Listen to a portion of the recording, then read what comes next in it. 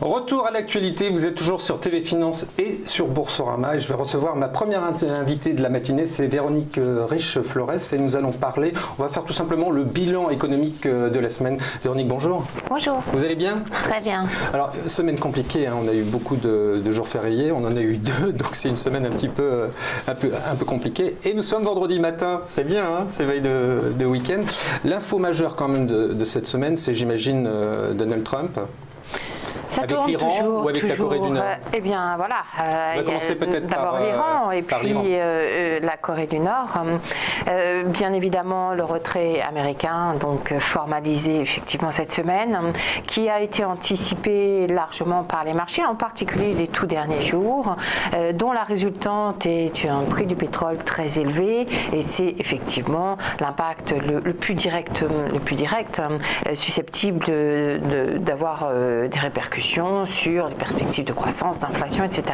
Donc un point majeur, s'accompagnant d'une détérioration ou d'une incertitude grandissante sur les perspectives géopolitiques au Proche-Orient, les frappes d'Israël sur les installations iraniennes en Syrie en font partie.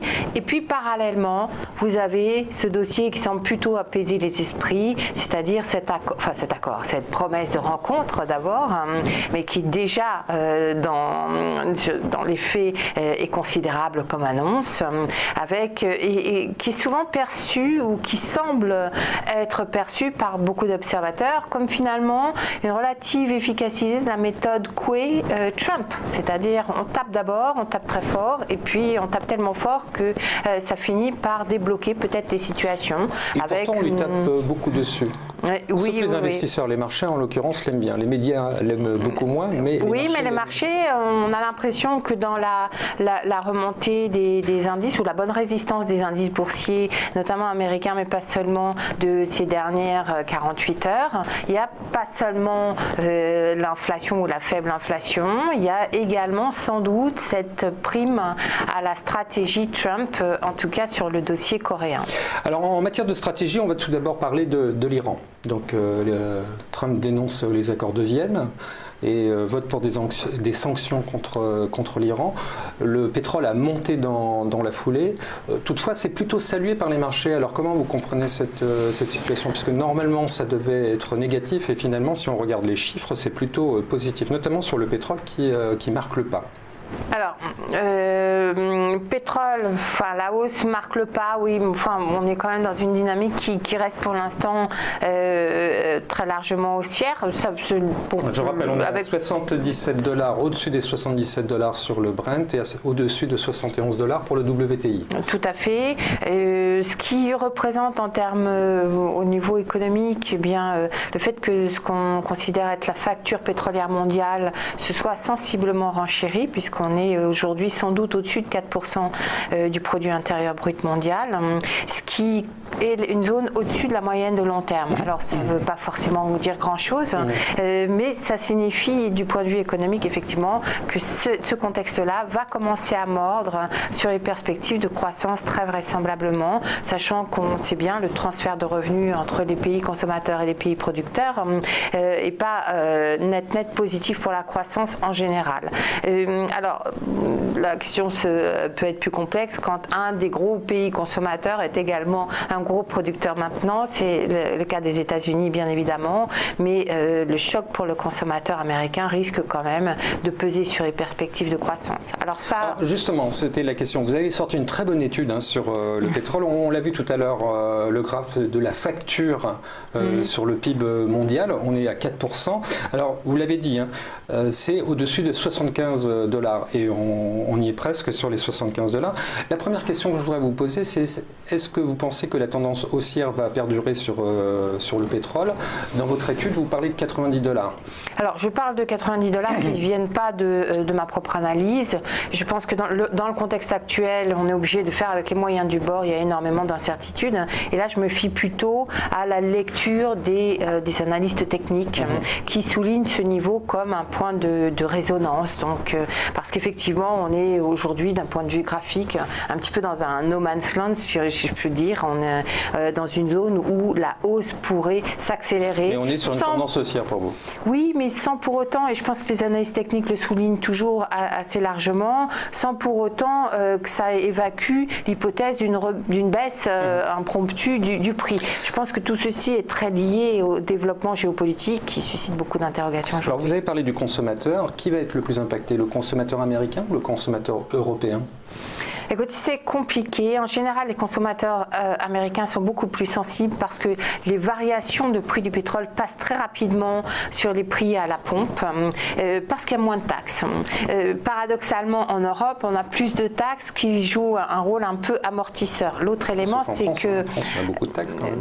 Il y a beaucoup de taxes, mais du coup, les fluctuations de prix de marché sont un peu étouffées par le poids des taxes. Donc ça passe plus lentement pour un coût plus élevé néanmoins. Donc vous voyez, c'est pas...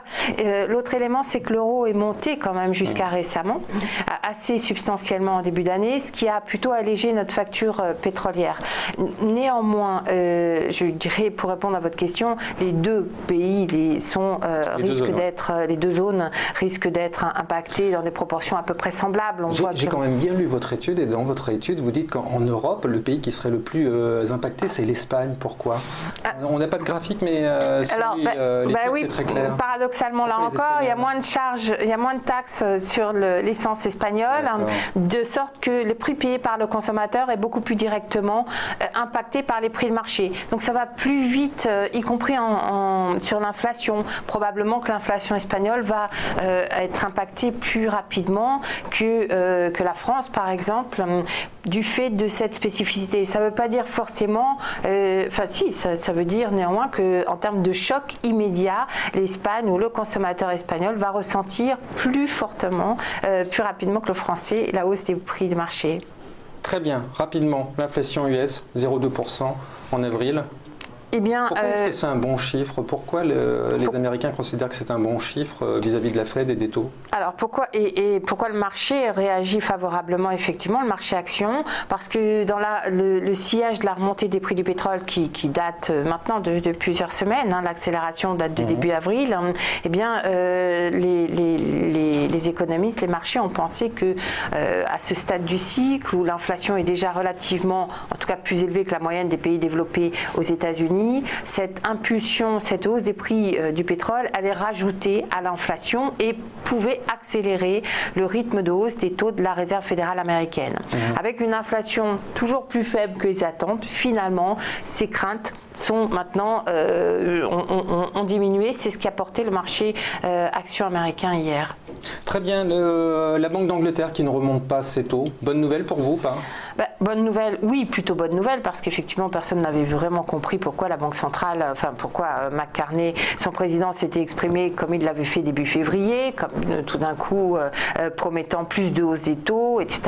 Là, on revient en arrière. C'est toujours un petit peu déconcertant de voir une Banque centrale naviguer comme ça dans le flou, en apparence en tout cas, mais c'est une bonne nouvelle parce qu'effectivement, la perspective de hausse des taux était mauvaise pour l'économie britannique et elle diffusait, elle participait à ce sentiment que les banques centrales, en général, allaient accélérer la cadence des hausses des taux. Donc le recul de la Banque d'Angleterre a un écho beaucoup plus large que sur le seul marché britannique. Il y a aussi ce problème de croissance. On tablait sur 1,8% pour 2018, on sera certainement à 1,4% en 2018. Il y a quand même une grosse différence. Et tout à fait. Donc on commence à le sentir, l'effet Brexit.